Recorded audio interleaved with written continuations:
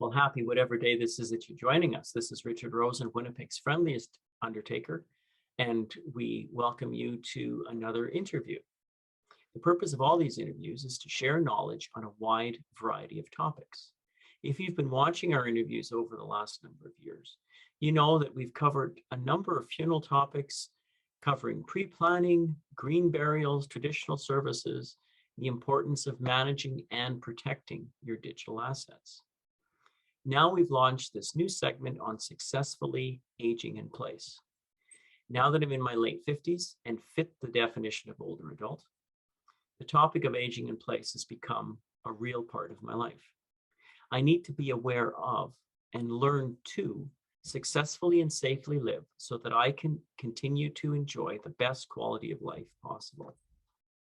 To help in that success, I became an early member of businesses and organizations supporting seniors, people working in the aging in place community, helping create and maintain the best quality of life possible for older adults. Meeting once a week, BOSS members learn from each other, which helps to enrich and support our older adult clients and their families. We share our knowledge and the pulse of the community and offer solutions for a client's particular challenge. We grow in our abilities to be a reliable resource for you and your family and for all of your healthy living and aging in place needs. So if you're looking for a good audiologist, a financial planner, some additional home care, a pharmacist, occupational therapist, a lawyer, just to name a few, go to my website where you'll find a page with a complete list of the BOSS membership and links to all of them. And please check out the BOSS Facebook page. And also, if you've enjoyed this video, please subscribe and like. Hit that like button so that you'll always know when there's something new to watch. So let's get on with the interview. With us today is Vicki Russenholt, an education facilitator from Victoria Lifeline. For over 30 years, Victoria Lifeline has helped people lead safe and independent lives and is available in over 350 Manitoba communities. It's part of Victoria General Hospital Foundation, and they are integrated into the healthcare system and reinvest profits to advance healthcare. Victoria Lifeline provides local support and professional installation. With their fast and easy referral process for healthcare professionals, they're also integrated into our healthcare system. They offer free in-home or virtual consultations to assess your needs and to offer subsidized rates for qualifying individuals. Vicki, welcome and thanks for joining us today. Well, thank you very much for having me, Richard. I'm happy to be here today. Oh, I'm glad you could join us. So just a few questions. Tell us a little bit about Victoria Lifeline and your role as an educational facilitator. For sure, I'd love to. Well, you did such a great introduction that I think I will just, after everything that you had said, people realize that it's a familiar name. Victoria Lifeline has been around for over 30 years. So now I have people telling me, oh, I'm getting it. My grandma used to have it, or my parent used to have it. So we're going through the generations now that we've been this local business for so long, which is great. We help people of all ages. And so many people I find think Lifeline means you're an older adult. Well, yes, a lot of our clients are older adults. They're living alone, more chronic conditions. However, with Victoria Lifeline, our clients range from 20 years old to over 101, I think is our oldest client right now. So it's a variety of ages because chronic conditions can happen at any age, as you know. The majority of our clients, yes, are older adults, just because they're living alone at that time and their mobility, et cetera, changes. But we've been helping people live independently and safely in their home by a push of a button. The faster you get help, the better the outcome. So as my role as the education facilitator, I do a lot of community presentations as well as in healthcare, educating them about our service and also about we're more than a help button, which I hope the people seeing this today will understand that it's more than a help button by the end of the interview. But we, also I go out and do consultations. And this is something fairly new for Victoria Lifeline that we've offered. It has always been you call our office. We never call people cold calling or anything like that. We get referrals from healthcare. We will call after referral, or clients call in here looking for information. But what we've found is that there's people that's sitting on the fence, like mom's not sure she should get it, or we want mom to get it, but she doesn't want to get it. And that's where a consultation can come in very handy, as well as when people have a hearing impairment or maybe a sight impairment. Lots of different things happen that getting information over the phone or internet just isn't the best for them. So that's when I would come out and do a no obligation in-home consultation. And at that time, I always say it's a gentle conversation around, the kitchen table, as I did this morning, or in the living room. Sometimes families there, sometimes not. And we have a conversation about how can this service help their need. And I talk about, what is your plan? If something was to happen and you weren't able to reach a phone, what's your plan to get help? And as you know, Richard, there's many people that they lose their spouse. And now, before, they kind of relied on their spouse to get them help. Okay, now the situation is you live alone. What's your plan? So that's the consultations go over very well. More and more people are requesting them. They love that it's not a pressured sales tactic when we go into a home by any means. That's why, the paramedics and healthcare professionals refer to us, because they know when we do these things, we're providing information, education. Education's key. So that part of it, the consultations have gone over very well, but not everyone needs that. And back to the community presentations, when I do the community presentations, that would be like in a 55 plus building that has a common room. And we invite whoever wants to come down. That could be an assisted living building. Again, invitations go out, come if you'd like to learn something about the services. And then I would even go into churches. They have been becoming more popular because they want to help people in their congregation with supports. And the presentation that I'm doing right now in the community is called Empowering Independence.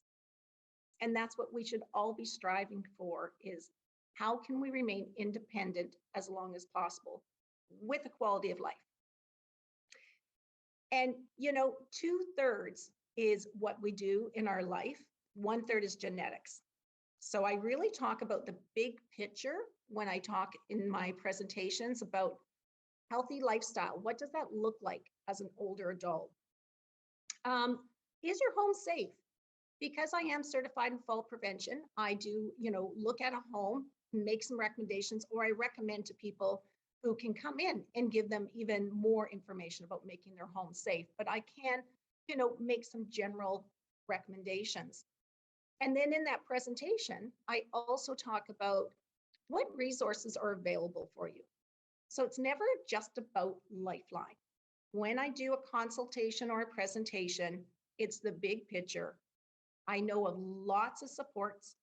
I know of government programs, federal, provincial, for-profit, not-for-profit. Education's key. We just need to know where to find these things, and maybe you don't need them now, but things may change tomorrow or the next day, and you'll need to know these resources. Yeah, that's really true. And the idea, for aging in place, of course, is to be as independent as you can, and making those decisions. And it's also, as you said, sometimes people don't want to make it. They don't feel that they need that help. But it's better to choose to accept the help under your own terms, as opposed to having it enforced upon you. Absolutely. Just this morning when I went out to do a consultation, excuse me, I said to the daughter and the dad that were there, your daughter can't make you get the service. Your daughter can't make you wear this button. If you choose not to wear it and just get it just to satisfy her, that defeats the whole purpose. And it's a waste of money. Don't bother, right? I want to empower the people to make decisions for themselves by talking about a plan. What if? Isn't proactive better than reactive? and just have that conversation. And quite often in the consultations, they accept a third party person talking about these things more so than their family telling them what to do, right? So it is always coming back to the client and trying their best. And because we don't have a commitment to a year or any type of contract, it's a month-to-month service, I always say to them, I hope you never have to use our service, but better to have it and never need it. But if for some reason you are not happy and you don't want to have this service, you are not locked in. Simply, get the equipment back to our office and we don't charge you the next month. And that makes them feel better that they're not committed. And this way they're willing to try it. But I said, don't tell me you don't use it. You haven't used it in a month, because really the goal is not to use it. Yeah, that's very true. But it's that added benefit of everybody being comfortable knowing. I have a good friend of mine that has just recently has one of your devices, and everybody feels more comfortable. His Yeah. family doesn't live in Winnipeg; they're away, and there's just a small group of people that are close. And I'm one of them. And just knowing that he has this, your device, one of them, I'm not sure which one, but it's just a comfort knowing that he's going to be okay. Absolutely. The peace of mind it brings family and neighbors and loved ones, right? Mhm. But I hope it brings the client peace of mind, because who wants to be alone in a medical emergency? Mhm. I don't know who wants to be alone. And the faster you get help, it's whatever the outcome will be, the outcome will be. Mhm. But Yeah. you're not going to be alone in a time. And the longer you go without help, it can be anything from dehydration, hypothermia, pressure sores, and even things like that can possibly, you'll be in the hospital longer because you didn't get help fast enough. The worst outcome, you survive, but you are not allowed to come back home because you need more support, right? And it's not to scare people. It's about education, just making sure they understand the value of the service. Mhm. Yeah. Yeah. Well, and you said something else about what you do is when you're doing consultations, it's not just to talk about what you're doing at Victoria Lifeline to offer the solutions for folks, but it's also looking around and seeing what other things that you can be helpful with. And All the time. yeah, and I think all of us, of course, being part of the boss group, that that's one of those things that we all try to help, because we know that we can find other resources for folks. And it's Winnipeg. We're just a small town, and we just love to help people. And so it's one of those things, which is a badge of honor for living in Winnipeg, to be helpful to one another. Absolutely.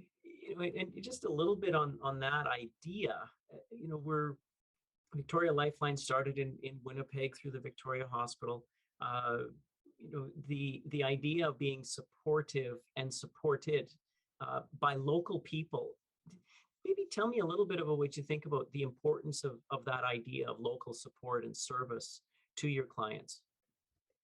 People love it. The pandemic has all obviously talked a lot about supporting local support.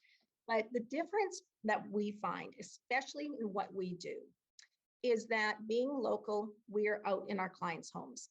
We are an essential service. So throughout this pandemic, we were one of those services that could still operate and go into people's homes very safely. Just like home care goes in safely, we were the same way. And we've always known our clients prefer that we come in, set up the service, educate them on the service, how it works. It takes about 45 minutes to an hour. This is not just plugging in like a radio and then wearing a button. It can be simple in that way, but there's technology involved. So we want to make sure it's installed correctly. We test it. We do a range test. You're not going to get that unless you're a local company. And then on top of that, after we do all that for them, we spend an hour with them, any questions, making sure they understand, putting in a real test call, making sure everything works. We also do all follow-up service. Again, that wouldn't happen if you're not local. So every day we get what we call service tickets in our office because we have approximately 6,000 clients in Manitoba. So we are doing service calls Monday to Friday. And we are proactively calling our clients and saying, we're getting a low battery signal, Mrs. Jones. Are you available in the next 24 hours for us to come out and sit and fix it for you? Like, who does that? So I'm very proud to be working for, first of all, a not-for-profit organization. I'm very proud to be working for an organization that's local and really knows that customer service is so important. And we try our best at exceptional customer service. And if something's not right or they don't understand or something's not working, we are out there pretty quick to get things fixed up for them. I guess that's part of what, when you're doing your presentations and the consulting work with folks, that you make it clear that these are the things that you offer. You are here, that those extra service pieces. Can you tell me maybe a little bit about the benefit of or who can benefit from your consultations and the presentations that you're making across the city? Well, when it's talking about presentations, I would say anyone over 50, because I really talk about the big picture and what we can do now. And you and I and our boss group have talked about this, like it's opened our eyes. What we do now in our 50s and 60s and 70s is really going to help us achieve that more independence with a quality of life as we age. So the presentations will talk about that. I kind of put it as it's food for thought. Like if you don't try drinking more fluids now, eating well, moving all the time, if that's exercise or however you want to move, word that as functional fitness, but keep moving because our bodies are meant to move. And know that there's tons of supports out there, because we can have knee surgery, in our 50s and 60s. Now we need to get in and out of a bathtub safely. What do I use, right? So my presentations are good for, I would say, 50 and up. And, we might be also diagnosed with a chronic condition. We have MS, we have cancer. What supports are available? Lifeline is one support. Lifeline is very similar to saying home care or a walker. Incontinence products, I always include those because people don't realize incontinence products is a tool to help you remain safe, because if you're not rushing to the bathroom, you may not fall, right? But it's, instead of thinking this means I'm old, if I use incontinence products, if I use a walker, or if I use Lifeline, how about thinking about it as a tool to help you with whatever condition your health is at that time? So the presentations is for all ages. Consultations for anyone. I was just visiting someone in their 20s last week. They have seizures, very want to be independent, don't want to live with their parents. So I'm doing consultations so that they can make that decision for themselves. So it's really broad of who that is for. But the presentations are free. And whoever comes, but it's always nice when we get a group out. I also do these throughout Manitoba. So as you mentioned at the beginning, we service over 350 communities in Manitoba. We have wonderful resource coordinators that work throughout these smaller communities. And they will set up the service so it's in person throughout Manitoba. But I'm actually the one that travels and does presentations in like Gladstone, Neepawa, smaller communities, because they all need some education. And because I'm certified in that fall prevention, that is key to presentations. We all need to understand most falls are preventable, but we need to understand how. And that's why so many people embrace the presentations, because it focuses on fall prevention and the big picture of, independence. Right. Yeah. And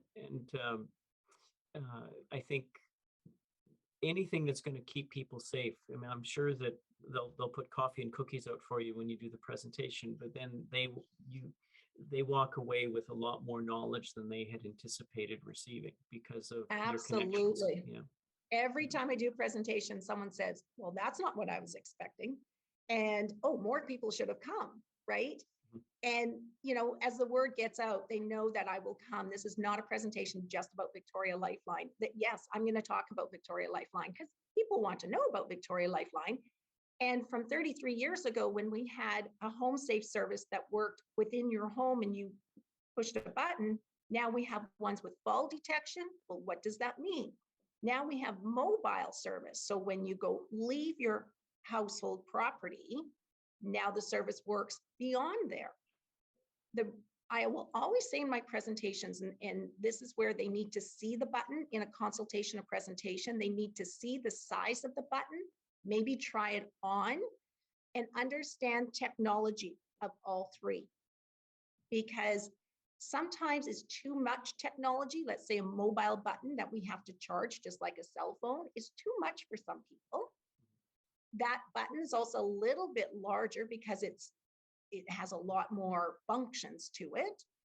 And if they're not going to wear it, then that's not the right button for them. So they love in all of this that they can see it, feel it. And the beauty of our service as well, being local, is that you can change your mind anytime. If you have one button and then you decide, you know what, I don't like to feel this around my neck, I want something on my wrist, we'll come back for no charge and change it for you. Or if you have a mobile service and now you're not going out and about anymore and you're home more and you're usually with someone when you go out and about, then why would you pay for a mobile service? Maybe a home safe service would be the better solution for you. And I also find when I talk to people that so many people think they need help when they go out of their home. But when I talk about, actually for older adults especially, health emergencies and falls usually happen in their own home. And it doesn't matter if you're in an apartment, assisted living, a condo, or a house, or on a farm. That's where people can't see you. Behind those four walls, that's where you're most at risk. So yes, it's nice to have help when you go out and about, but trust me, if you're on Pembina Highway and something happens, someone is going to call for help for you. If you're in Walmart or Safeway, something happens, everyone's there picking up their phone to get you help.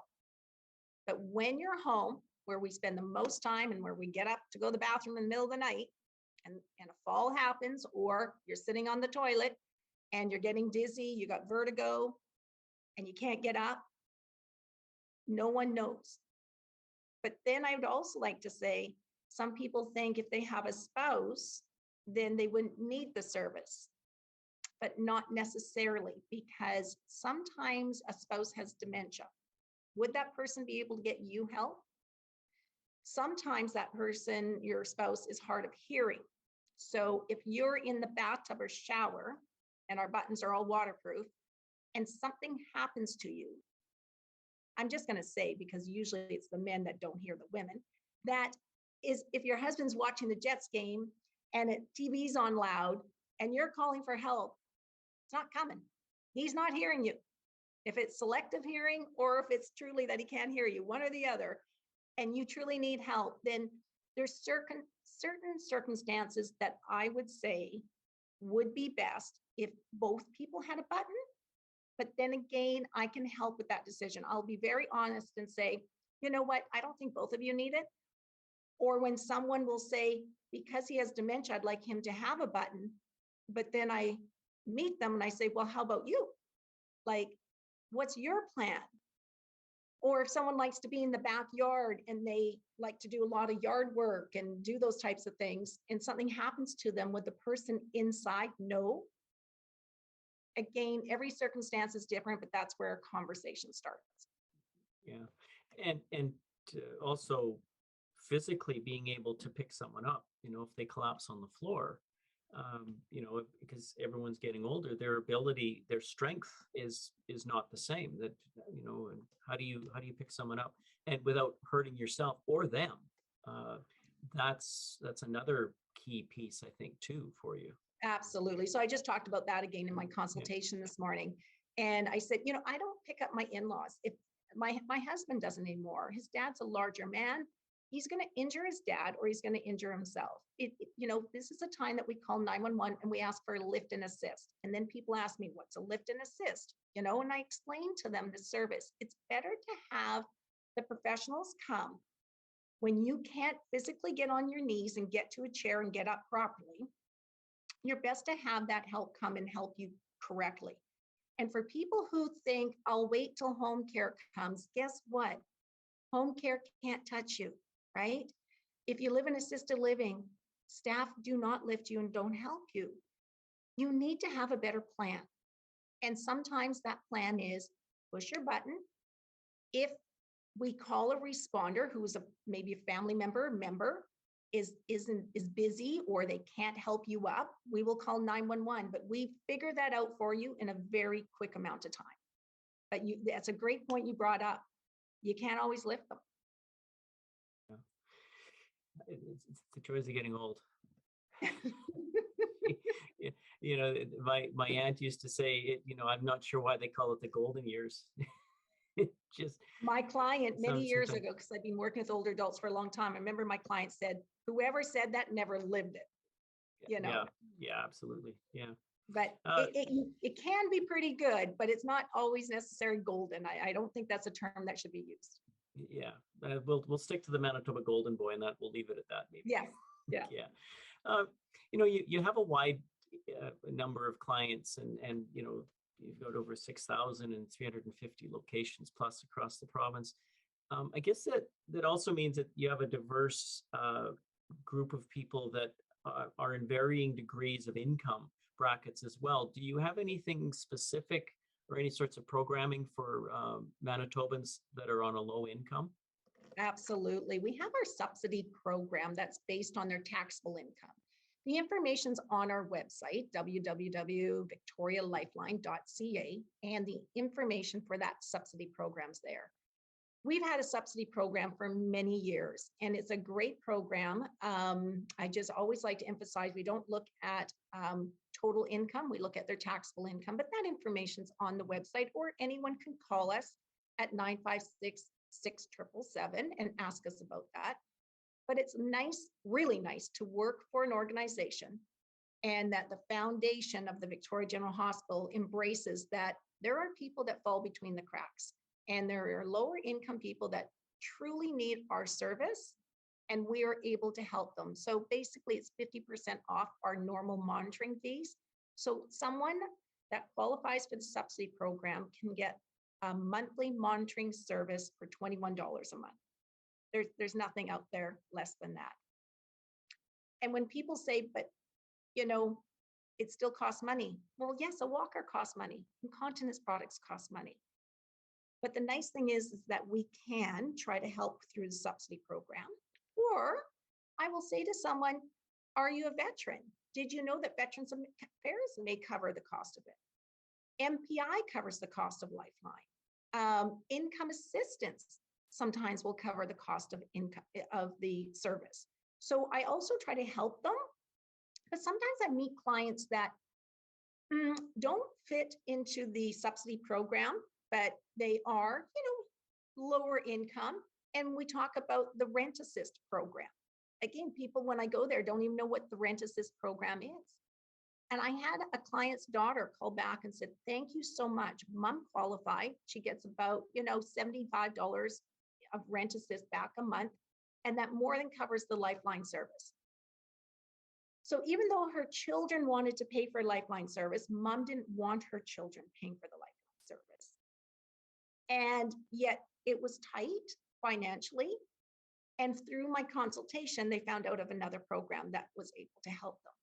So I try to help them the best I can with other supports that may get them money back, like a caregiver tax credit or disability tax credit and all those things. I know you've had people on talking about some of those, but I will bring it up because maybe there's other supports to help them, not only with Lifeline, but in any, getting older costs money, and everyone has to understand that, right? If it's medication, yeah, and that's another whole segment. Mm-hmm. Really, you better make sure you have some money as you get older. Oh, yeah. Well, that's for sure. Yeah. It's interesting that, you don't tend to have to buy a new vehicle or furniture, but that money that you would have used is now going to these horrifically or possibly horrifically expensive medical, whether procedures or, things that aren't covered, Yeah. pharmaceuticals. Yeah. Yeah. Yeah, I think I'll stick to scotch. Wash down my pain with a glass of scotch. I like that. Yeah. I've been to your new location. I know you moved a couple of years back onto to a lovely place on Pembina, and I've seen your staff working on the call center, which is looks right out onto Pembina Highway. So it's beautiful glass out front, and you've got all these people helping that are working. But Manitoba is a place of volunteers, and that's one of those another badge of honor that we wear quite proudly of the volunteerism. And does Victoria Lifeline benefit from a caring group of volunteers as well? Absolutely. We could not be a not-for-profit and give as much money as we do back to the foundation to reinvest into uh, community healthcare and help the patients at the Victoria General Hospital without the volunteers. And it's a win-win. It's a win for us, but it's a win for our volunteers. Some of our volunteers have been, well, we had one that had to retire, and I think he was here like 18 years volunteering. People stay with us a long time. It's very flexible on how much they volunteer. Sometimes it's 3 hours a week, sometimes it's more, sometimes it's, it varies. But they love going into someone's home and knowing when they leave that they have helped that person. It's truly a rewarding volunteer position. And we just have a lot of fun. We try to treat our volunteers the best we can. We have a wonderful manager, Melissa, who oversees our volunteers.